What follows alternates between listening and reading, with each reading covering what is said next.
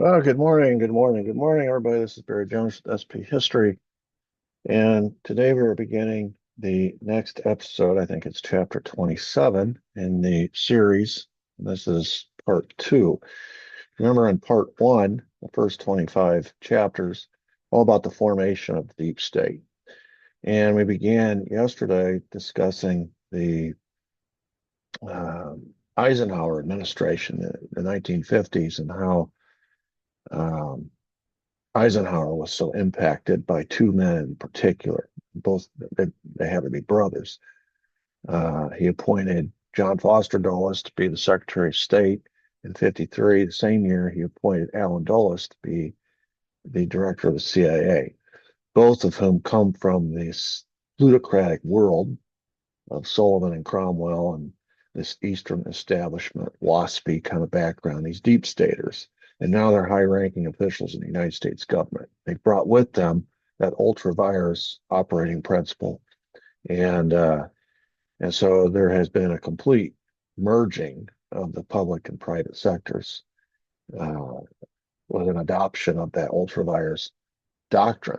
And in conjunction with that, having learned their lesson after World War One, how lucrative, how profitable war is, after World War II, these same deep state plutocrats decided if we ever have another war, we're not going to let it end. Continuous warfare is the best business model that's ever been invented. So when World War II ended, they transitioned with the help of guys like Allen Dulles and John Foster, transitioned seamlessly right into the Cold War. And then these guys get appointed to high-ranking positions in the government, and they become the advisors to the president of the United States. And the president, this war veteran, this lion of World War II war hero, instead of backing away from the brink, edged the United States right up to the brink. They call it brinksmanship, whereby the entire 8 years he was president, we were always on the brink of a nuclear catastrophe, the Soviets. And that was the way they wanted it. And John Foster Dulles said, it's an art form. And if you're not willing to go to the brink, uh, you don't belong in government. You don't belong in this business. That's how you establish deterrence.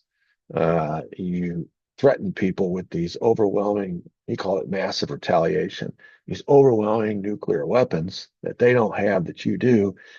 And because you're willing to go to the brink with these weapons behind you, everyone else is going to always back down. Now, with respect to the Soviets, as soon as they caught up, you had two nations with these weapons going to the brink with each other. And that's when it got really scary. But it didn't phase John Foster Dulles. And of course, he had in front of him his brother as CIA director, who's running around the world provoking all kinds of mayhem with these covert operations and arguing for financial and political and military support of all these anti-communist regimes. So you kind of have a left hand and a right hand operating simultaneously. You've got the left hand of Allen Dulles provoking, provoking, provoking. And believe me, we're going to spend a good bit of time talking about the covert operations the CIA was involved in. I'm going to take you year by year, operation by operation, up to, you know, uh, we'll go a couple decades at least, and you're going to be amazed at how busy the CIA was. And of course, it got its start under Eisenhower. And all the times that we were intervening in other countries and their elections and fomenting revolutions and government overthrows, et cetera, et cetera. The list is very long. So that's what's going on the left hand. And in the right hand, you've got his brother, John Foster Dulles, whispering in the ear of Eisenhower, building up a nuclear stockpile sufficient enough to destroy ourselves and Russia several times over. They called it, um, you know, it was called massive retaliation, but the fact that we were all building so many nuclear weapons that could destroy us several times over is called mutual assured destruction. And that became the deterrence. It was madness. That's really what it was. And that was the entire decade of the 50s. Eisenhower was sort of the propped up figure sitting in the White House, but the people behind him pulling the strings were these Dulles brothers. And of course, they represented the plutocracy. They represented these deep staters who wanted us in a constant state of readiness and on a war footing always, so that the military industrial congressional complex would continue to feed the beast. The elected politicians would vote yes on the appropriations bills. The Defense Department would send out the contracts to the military hardware, all the corporations that manufactured all the weapon systems, and then pay these companies exorbitant sums of money, from which these companies would parcel out campaign donations and other goodies to these elected politicians to repeat the cycle of military industrial congressional complex. Of course, we learned that Eisenhower, at the last of his second term in 61, gave a speech warning about the military industrial complex, as he called it. He left out the congressional word so as to immunize himself and his congressional buddies and all his political friends, and to lay all the blame for this Leviathan that has been created on his watch at the feet of the military and the defense contractors. And I pointed out yesterday that it's patently absurd to think that the military and or the military contractors could create such a Leviathan without the appropriations bills being voted on by these politicians, which would include Congress, both houses, and also the president. So I don't give Eisenhower very much credit for warning us about this emerging military industrial congressional complex. He left that word out. His speechwriters put it in originally. He left it out. So it was his choice. So not only did he allow it to grow and metastasize to the degree that he did while he was president for 8 years, he also was unwilling to call out the most necessary component that made it possible, which was the elected representatives, Congress, and the president. They're the ones with their hands on the purse strings. So the military has its hands out. The military contractors have their hands out. But the ones who have the purse strings and can parcel out the dough are the elected politicians. And he left them out. So I really don't give Eisenhower any credit. I know a lot of historians do. I don't. Nor was he even the first to call out the potential of this problem. Anyway, FDR called it out. He didn't stop it either. So what we have is a bunch of politicians who have gone on record warning of this military industrial congressional complex, or the potential of it being created, going all the way back to FDR. We talked about several media members writing about it, newspapers. Of course, they're not in a position to do anything about it. But we also talked about the Senate Foreign Armed Services Committee Chair Fulbright, who warned about it. He was in a position to do something about it, and he didn't. Neither did Eisenhower, and neither does Truman. And it's going to fall to our youngest president, Kennedy, in 61, to start to try and do something about it. But we'll get to that. We're a ways away from that. Today, we're going to begin talking about one of the biggest operators, obviously, if you haven't already detected it, of this deep state going forward. It's the CIA.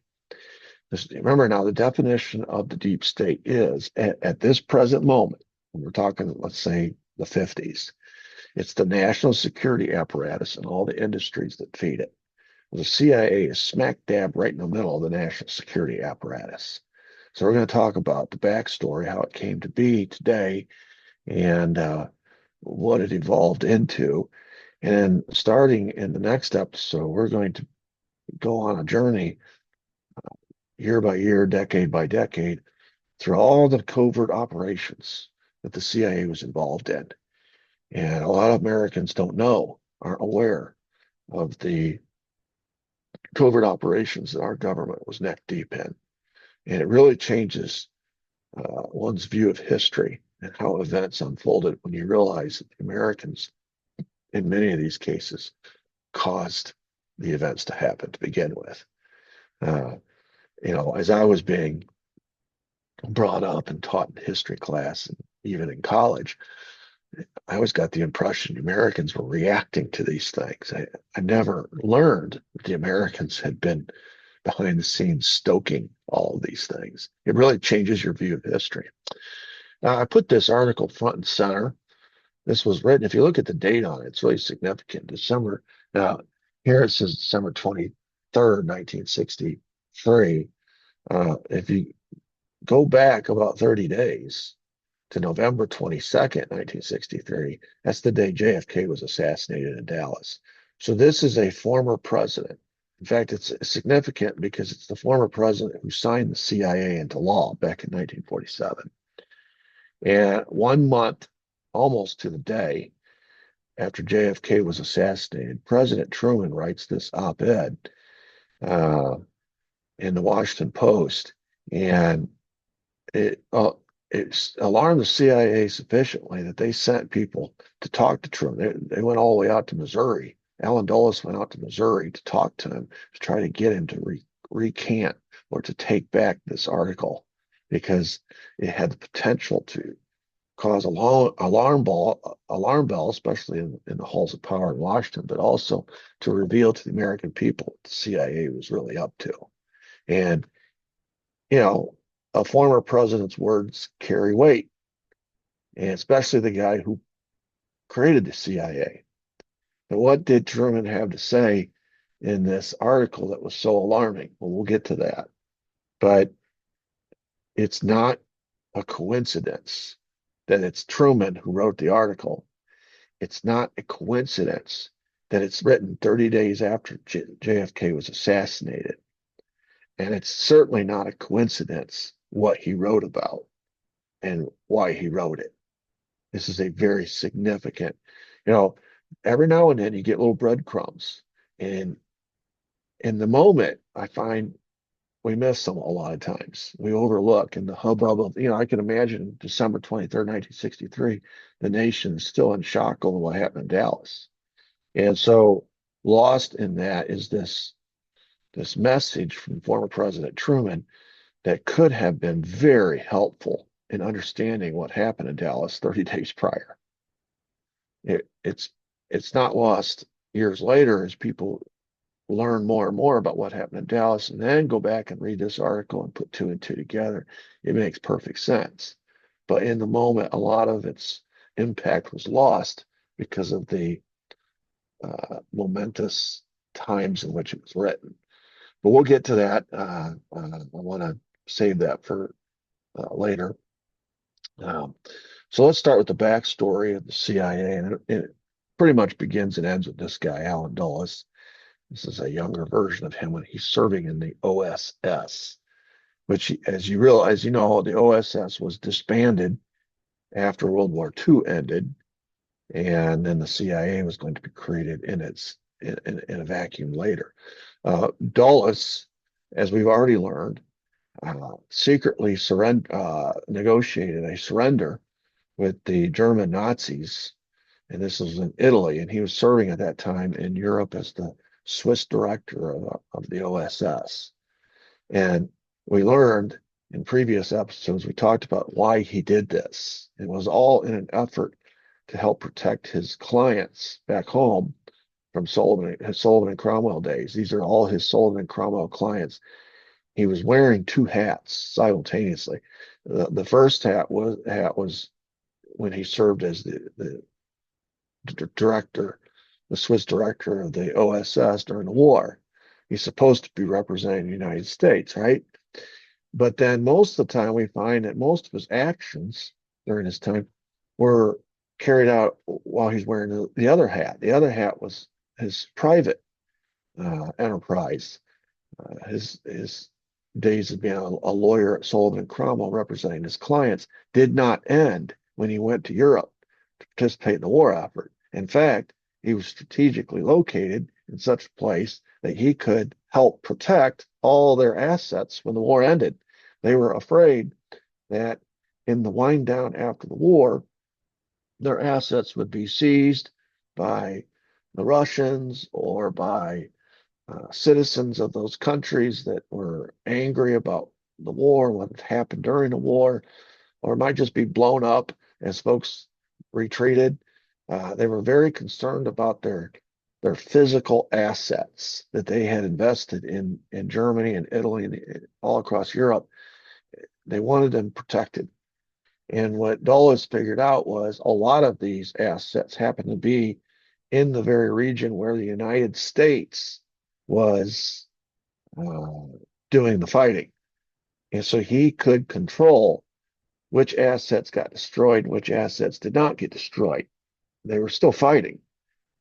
This surrender took place 6 days before the official unconditional surrender of Germany.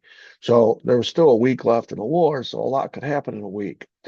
And so, in order to protect his clients, he negotiated a secret surrender with several key Nazis who were in the areas where those assets were. And if they didn't surrender, they would probably destroy those assets that the Allies couldn't get their hands on them. But if they surrendered to Dulles, it would protect those assets going forward. And when the war was over in a week, these companies could resume business as usual and not have to replace or not lose their investment that they had made. So he negotiated, and this was in direct contradiction or direct insubordination to the commander in chief, who had ordered all of his generals not to negotiate any secret surrenders with the enemy. They were going to only accept a complete unconditional surrender by the German government as a whole. And of course, that came 1 week later. So what Allen Dulles did was he committed treason. He violated the orders of his commander in chief, and he made a deal. He aided and abetted the enemy, made a deal with the enemy, and in doing so, carried out the second prong of his operation, which is called Operation Sunrise, and evacuated those key. Now, this was the card he had to play. If you will secretly surrender to me now and help me protect these assets, I will protect you from the Nuremberg trials.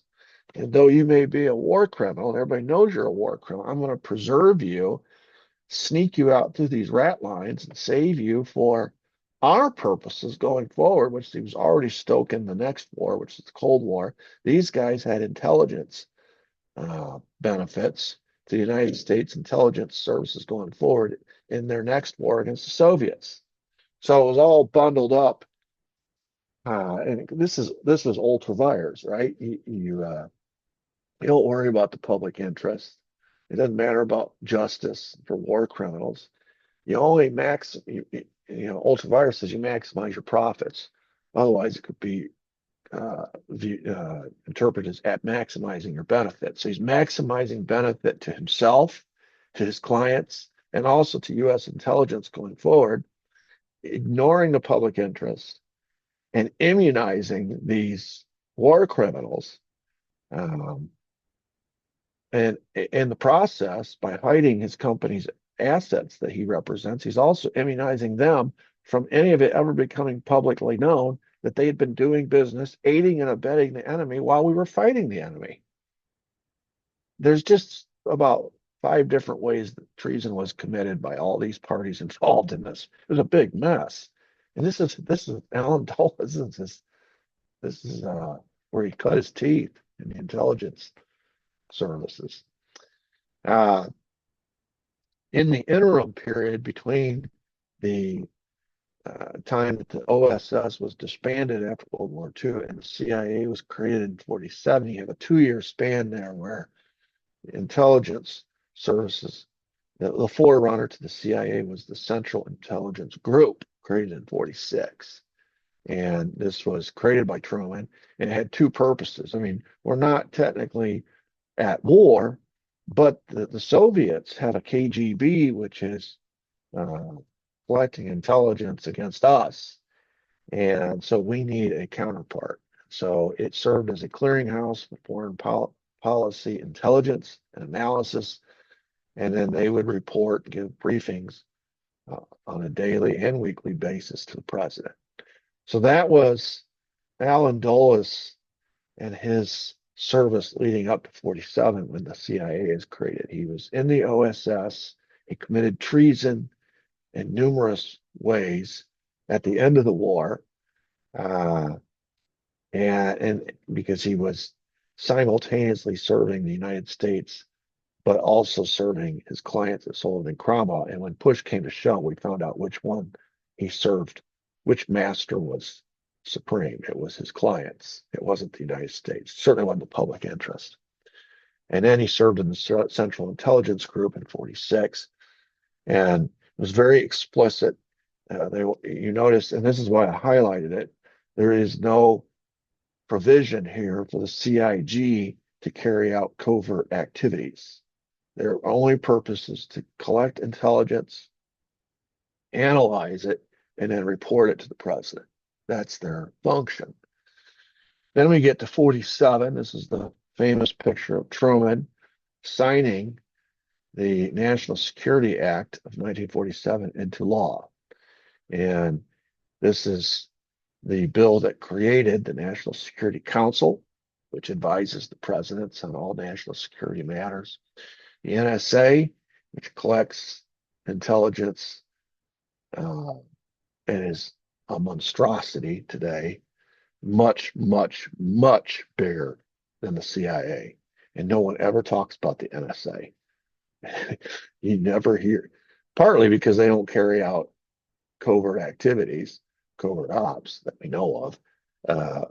But they collect intelligence, they collect data, they collect information, they surveil, and they have all the technology in the world to carry out whatever it is they need to do.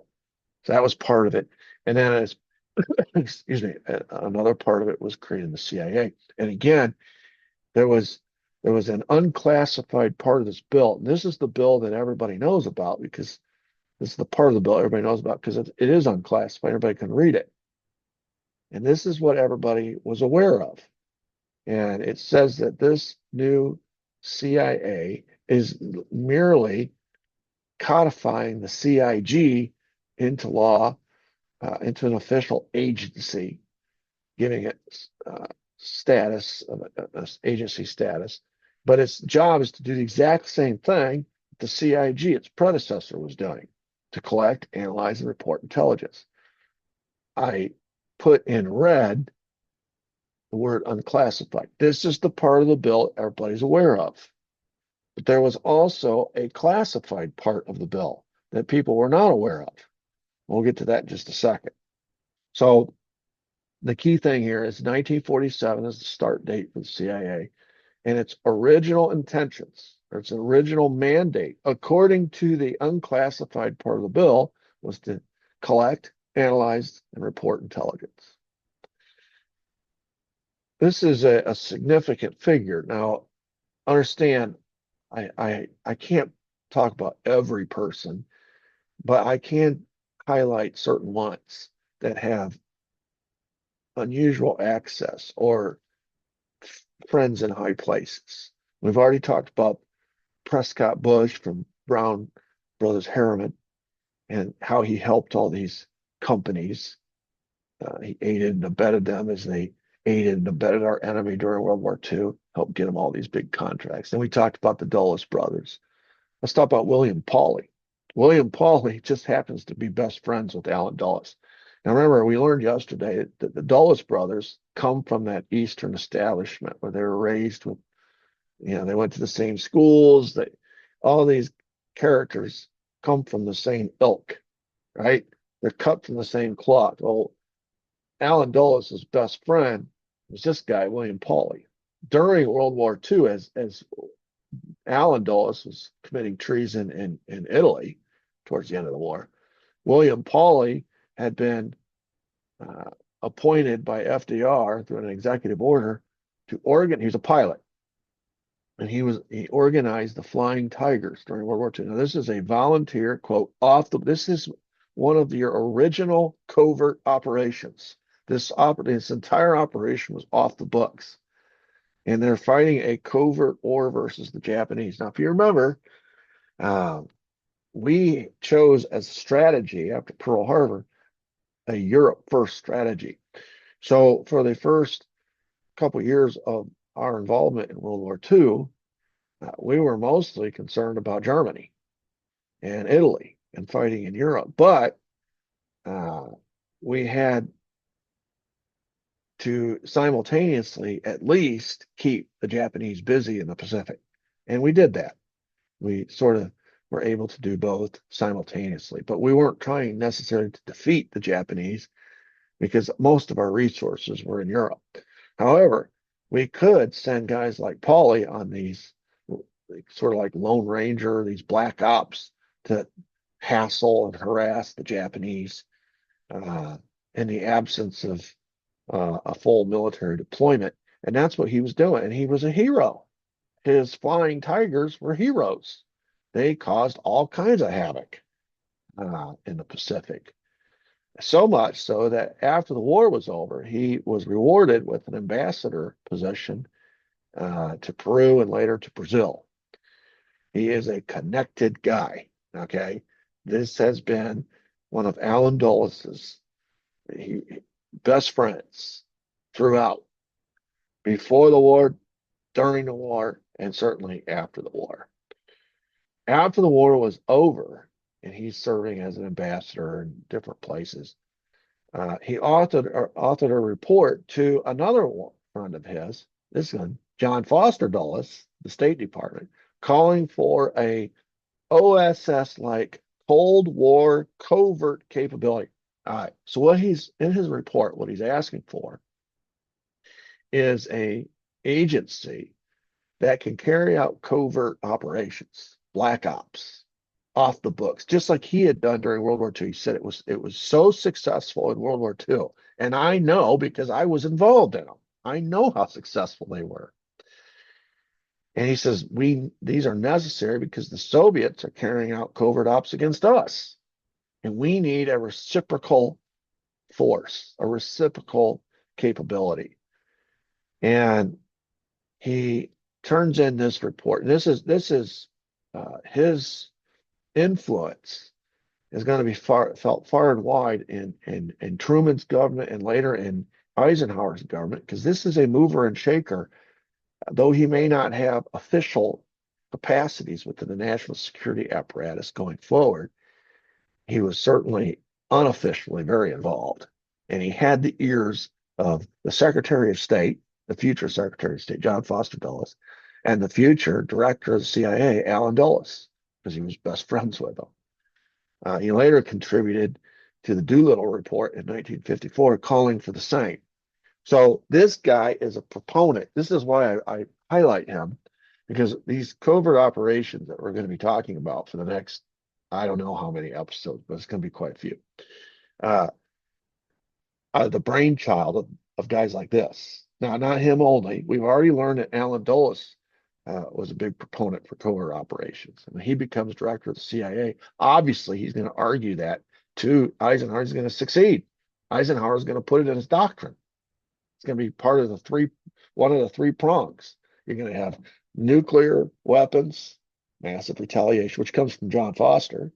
And then you're going to have the two prongs from Allen, which is covert operations and financial and military help to anti-communist regimes around the world. So really, Eisenhower's foreign policy is all being drawn up by the Dulles brothers. And who's influencing the Dulles brothers? William Pauly. So you need to be aware of this guy. He's going to come into play later when we get to the Kennedy assassination. Same guy. Okay, so you need to remember William Pauly. So anyway, this National Security Act, as I mentioned, had an unclassified part of the bill, which everybody was aware of. That's what got wrote up in the newspapers. But there was also a classified part of the bill that nobody was aware of. In fact, I didn't learn about it until I heard Daniel Sheehan talking about it. Daniel Sheehan was aware of it because he was a Watergate lawyer. And this all came off, he represented James McCord, one of the Watergate burglars, alleged Watergate burglars. No, I guess he was found guilty of it. So he was one of the Watergate burglars, arrested. And in the process of representing him, he found out a whole bunch of stuff because James McCord goes, you follow his root system back, and it goes back to the CIA. So he found out all kinds of things that James McCord was involved in from James McCord, his client, but also from another client his law firm represented, which was Santos Trafficante. And from those two clients, Santos obviously was doing business with the CIA, trying to kill Castro in those days. He found out all kinds of hanky panky that the CIA was involved in and where it came from. In his view, operating under the same information that most of us have available to us, the CIA was a rogue operator. It was acting outside the bounds of its mandate, of its charter. But what he found out was no, yeah, it's operating outside the bounds of its classified mandate, but there's an unclassified mandate, and it's being fully compliant with that part of the bill. It's doing exactly what they intended for it to do. And it was pretty stunning, actually, to find out. Anyway, we'll get more into that later. But the classified part of the bill created a secret subcommittee of the CIA called the 5412 Committee. It was in section 5412, which is why they called it that. This is all off the books. Nobody knows about it. Okay. If you don't have security clearances, top secret, you can't, you don't even know this exists. It's you don't know the committee exists. You don't know how it works, what its purpose is, who's involved in it. You don't know what its operational purpose. You don't know anything. You know anything about it. You know nothing, which is about 99 and 9/10% of the population. We knew nothing, but we do now. And according to what we've learned, a lot of it from Daniel Sheehan through the Watergate issue, is that this super secret, off the books, classified subcommittee of the CIA was chaired by whomever the vice president was at the time. Well, during this period that we're going to be talking about specifically, at least at the start, from 52 to 60, that vice president was Richard Nixon. And that adds a whole new layer of intrigue to what we're going to be talking about because, most people, when they think of Richard Nixon, they think of Watergate.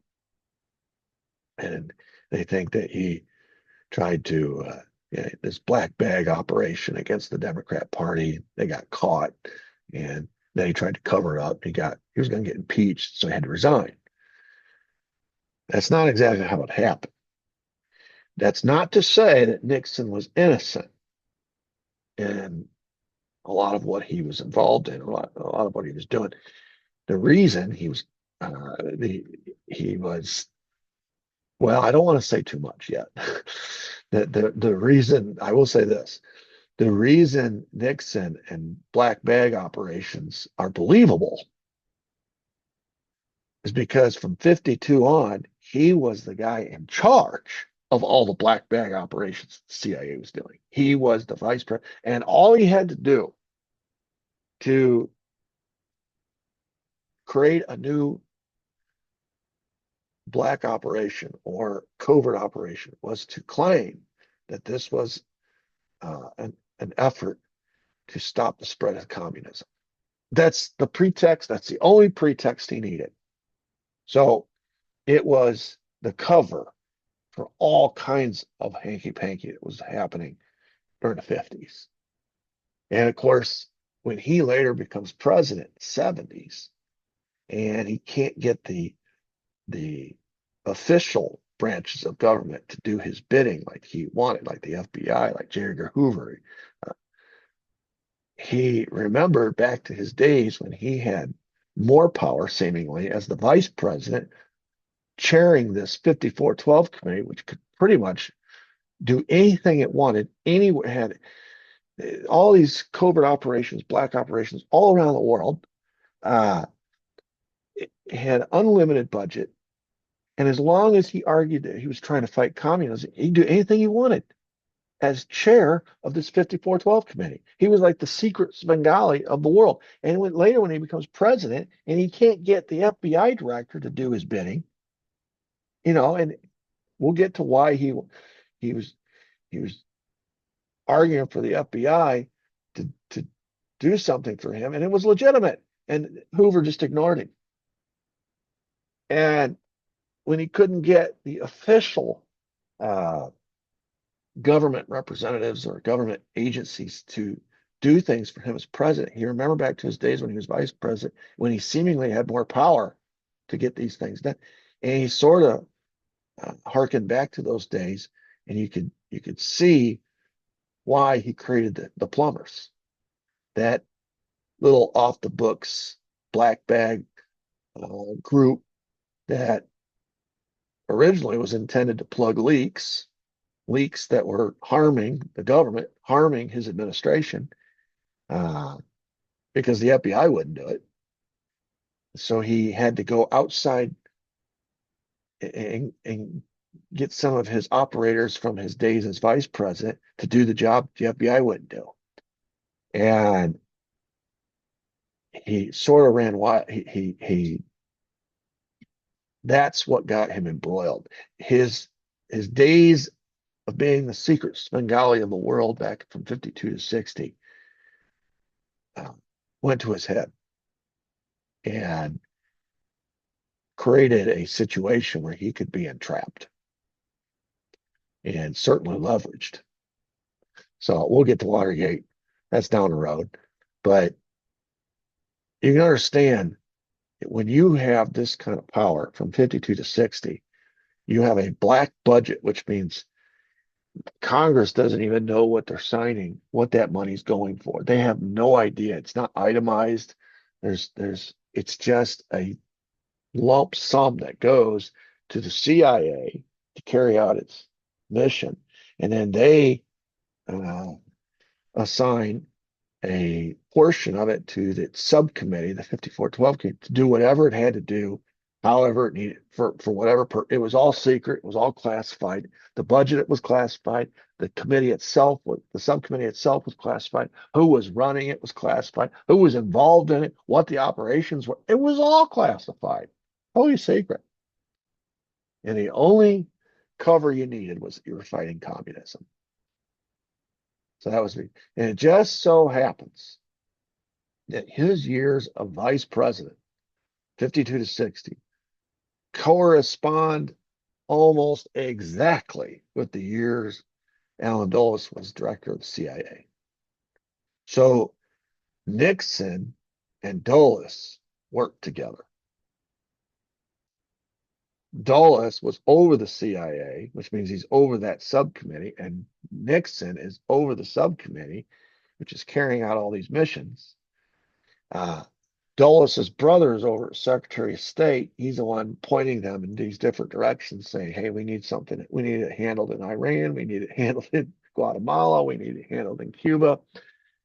You can see how all these folks are working together. And they're all carrying out William Pauly's little dream of this covert capability. And of course, his whole argument was to combat the Soviets. But you'll notice a lot of these operations that we're going to be talking about have nothing to do with the Soviets. Now, we will use that as cover and say, well, we're trying to stop the spread of communism.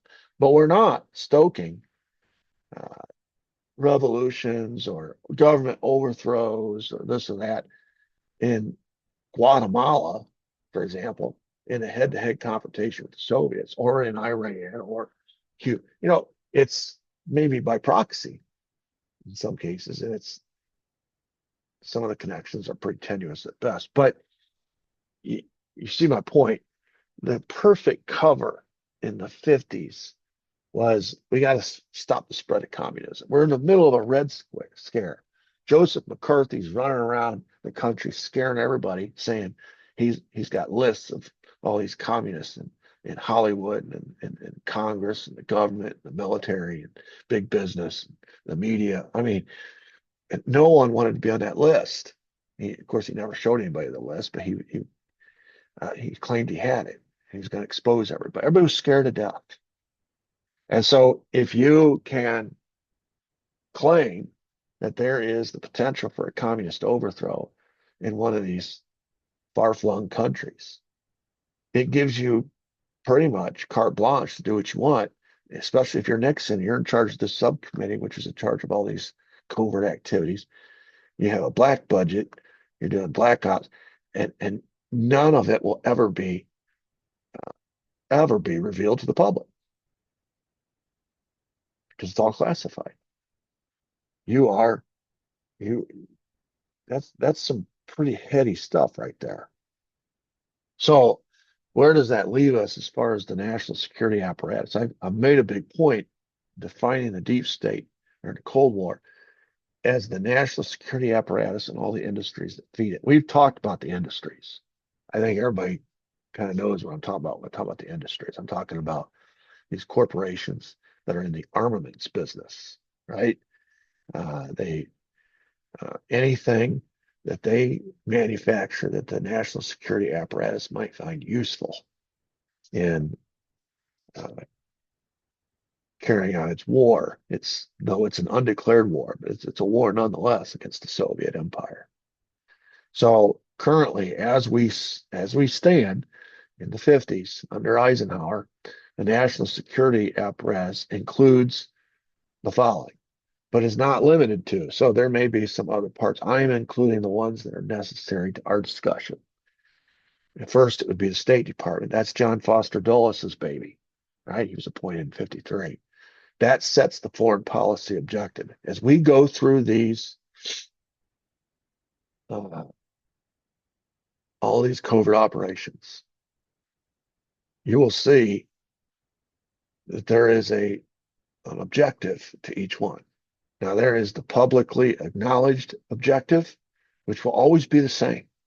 It'll be something to do with stopping the spread of communism. But then there is a classified objective, an objective that is the real objective. That's the one we're going to focus on. And the clearinghouse for all of this information and pointing the military apparatus and the intelligence apparatus of the United States in these directions is going to be the State Department.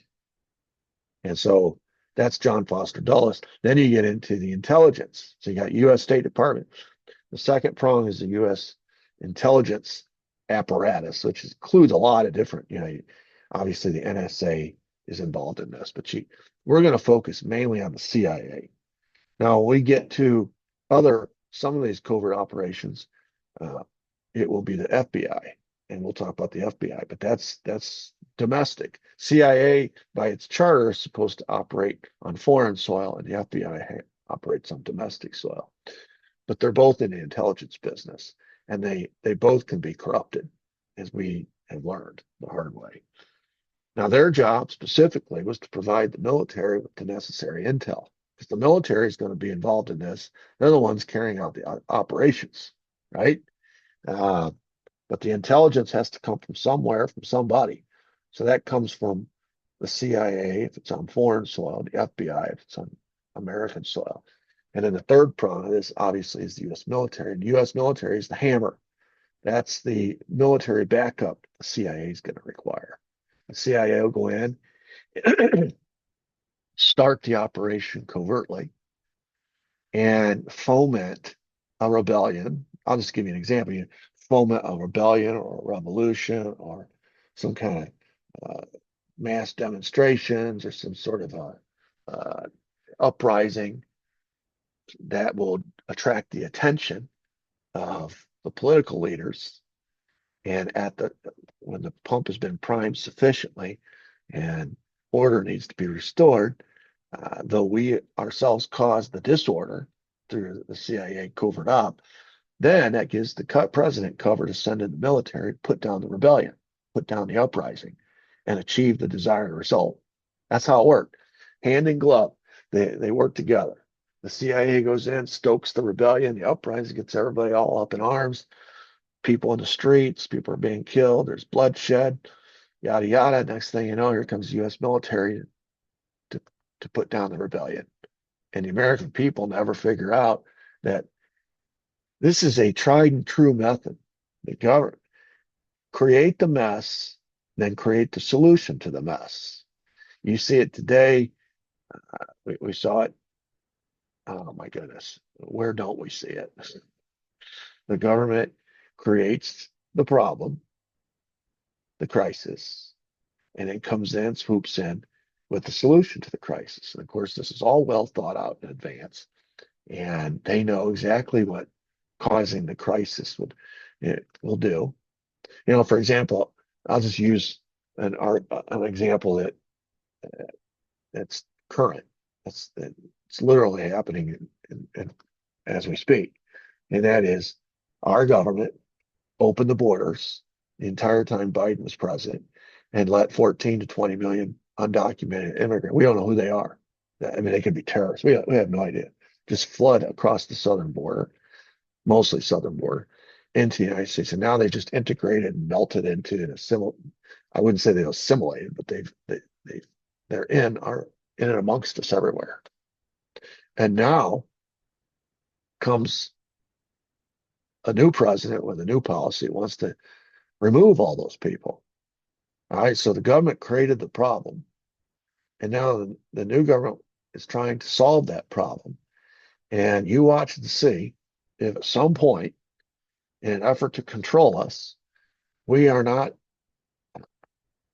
our government at some point does not uh, attempt to mandate digital IDs whereby everything is, and they'll say it's convenience, and they'll say it's so that we can detect who is supposed to be here versus who's not supposed to be here. They're already doing it in Europe, and the argument, the cover is, well, we got to determine who's supposed to be here and who's not supposed to be here. This is a way to a convenient way to identify citizens versus non-citizens. Digital ID. Well, you go down that road, and digital ID is the first step towards the social credit system that you have in China, whereby the government electronically can turn off your bank accounts. They can, prevent you from traveling. They can prevent you from. They can basically rule your life and ground you to a home. A little 5 foot area. Basically your home. Ground you like your parents used to do in your bedroom. So here you see a current situation where the government itself created the problem. And they're thinking, if we didn't create this problem, the American people would never accept digital ID. They'd be wise to what we're trying to do. But if we create this big, massive problem, and then we offer the solution in the form of convenience. You see it with healthcare crisis. You see it, create the problem, create the solution to the problem, whereby we all make a bunch of money, right? Here it's create the problem so that we can digitally ID everybody and control the population. It's just, that's what it's about. I'm getting off track a little bit. I'm just trying to give you an example of how government works, how the military, in this case, these covert ops, was the solution to the problem that the CIA always created. But the CIA created it covertly so that nobody knew, most people didn't know who created the problem. They just saw a problem. And so they were willing, the American citizens were willing to send our military over to solve that problem, not realizing that we created the problem. Once you understand that, how the problem oftentimes is created by the same person that's offering the solution. Once you understand that, your eyes will be open. You'll never view current events the same. I know every time something happens, that's the first thought goes through my head. Okay, who are they saying created this problem? 99% sure, based on history, that person or that entity is a patsy. There's someone else that's going to come along. It's going to tell us who created the problem by who comes in and offers the solution to that problem.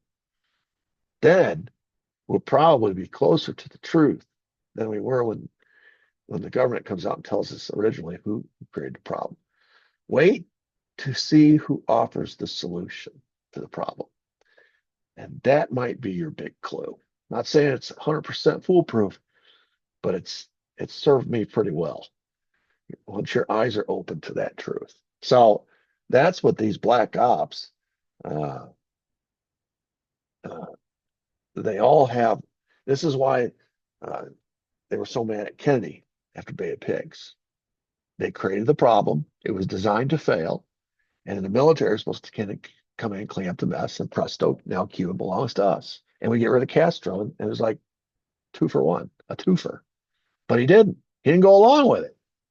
And the operational part of that, which had been so successful during the 50s, all of a sudden Kennedy comes along and doesn't go along with it.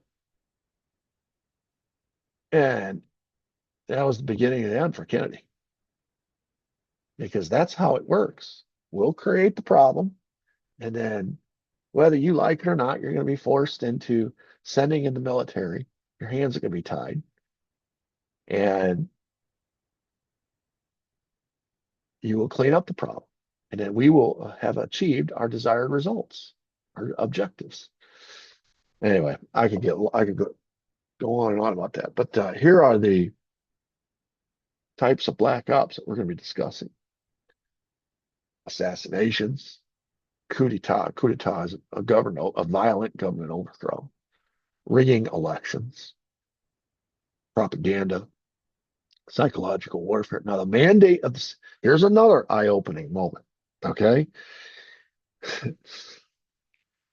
And this is not conspiratorial. We're seeing this play out in real time right now as we speak. When you understand, for a long time, people had this idea about the CIA because the mandate, the charter says the CIA can only do this on foreign soil. So when you operate under the assumption that assassinations, coup d'etats, rigging of elections, propaganda, and psychological warfare all are happening on foreign soil, there's a certain level of, well, that's okay because it's them, it's not us. There's a certain level of disconnect where you say, okay, they wouldn't do that here. They're not allowed to do that here. So thank God we have that protection, so they can't do that here. As we go through these covert ops, and you start to realize, you start to see that the CIA, from its very inception, was violating that part of the charter which says it can only operate on foreign soil. They had no operational mandate here at home. In fact, it was forbidden by law. But when you see that they ignored that law and had operations on U.S. soil targeting U.S. target citizens from its very inception, you have to assume that if they are doing these kinds of covert ops on foreign soil, and we know about them, could they not also be doing these same covert operations on American soil, and we don't know about them? Just like for years and years and years, we didn't know that they had operations domestically. We didn't know about it. We do now, but we didn't then. In the moment when it was happening. Could not they also do these things here at home? They mastered it abroad. Could not they bring that knowledge and expertise home and do it here as well? This is the scary thing about the CIA and these covert ops is all it takes is a few rogue operators. All it takes is a CI director who's willing to do it. And the power that they exhibit abroad can be transported across the ocean right here at home. And they can assassinate people here. They can overthrow governments here. They can rig elections here. They can propagandize the American people here. They can exercise or uh, uh, utilize psychological warfare against the American people here. So that's another eye-opening moment when you realize that the very things they've become experts at abroad, they're now doing here as well. And it calls into question a whole range of things. Calls into question almost every significant event as it happens in real time today. I run it through several filters. Going back to the previous slide, I run it through the filter of who created the mess and now who's trying to create the solution. All right, that's one of my filters.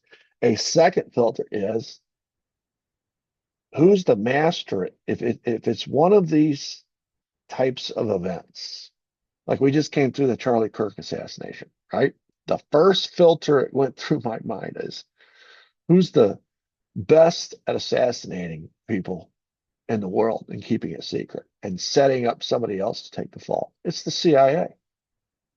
So my first thought was, what does the CIA stand to gain from assassinating Charlie Kirk? Now, I'm not saying the CIA did it. I'm just saying that's my filter now. That's how I think about these things. And I have to, by process of elimination, eliminate them first before I adopt or listen to the party line or listen to what the government version of events is, the narrative. I'm I'm so cynical. Or if it's a an election, like we had the 2020 election, all this hanky panky with mail-in ballots and stopping of the vote count in the middle of the night and all these things.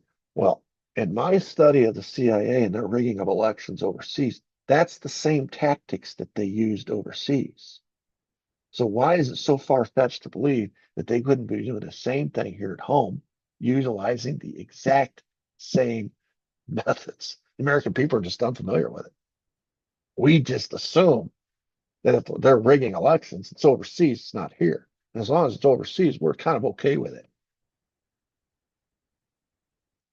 We're going to talk about a CIA propaganda program that, according to its own documents, has no end date. It started in the 50s and continues to this day. A propaganda campaign against the American people. So we know they're operating domestically in that instance. Psychological, you just go on and on. But so those are the two filters. First filter, who created the mess, is oftentimes answered by who's offering the solution. And the second filter is these kinds of black ops, these kind of events that happen. Uh, the CIA has been carrying them out for years in the form of black ops overseas. When they happen here at home, why are we so quick to dismiss the fact that it might be the CIA doing it here as well?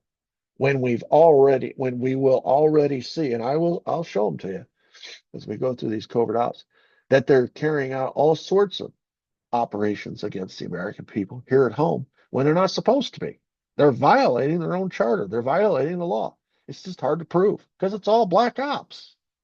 And they have plausible deniability. It seems like they always do. Anyway, I told you I'd get back to this. This is that same article Truman wrote. And in this op-ed to the Washington Post, remember now, this is 30 days after JFK was assassinated. He says, and I quote, remember, he's the guy that signed the CIA into law. He says, quote, for some time, I have been disturbed by the way the CIA has been diverted from its original assignment.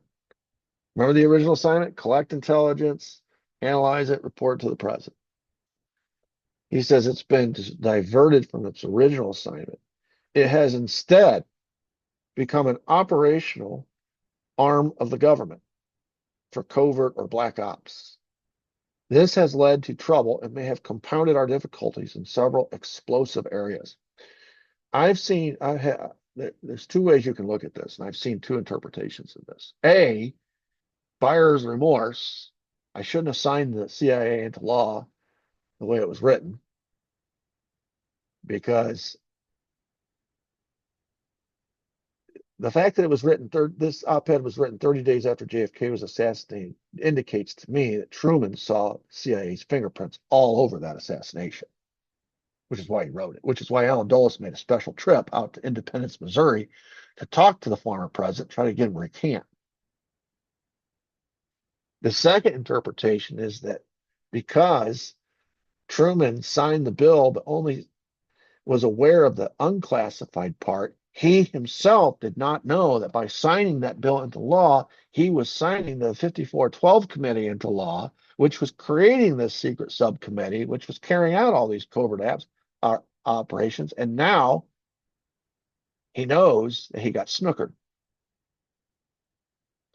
I don't know which of the two it is. I do believe wholeheartedly that he was aware of the covert ops and he had connected it to Dallas, which is why 30 days after the assassination of JFK, he wrote this op-ed. Whether he knew in advance that this was the capability and he was reassured that they wouldn't go rogue, or whether he was ignorant of it when he signed it, I don't know. But I'm pretty sure he's put two and two together, which is what compelled him to write this, to warn the American people. It's like Eisenhower's warning all over again. Eisenhower warned of the Leviathan, the military-industrial congressional complex, though he did nothing about it in his time.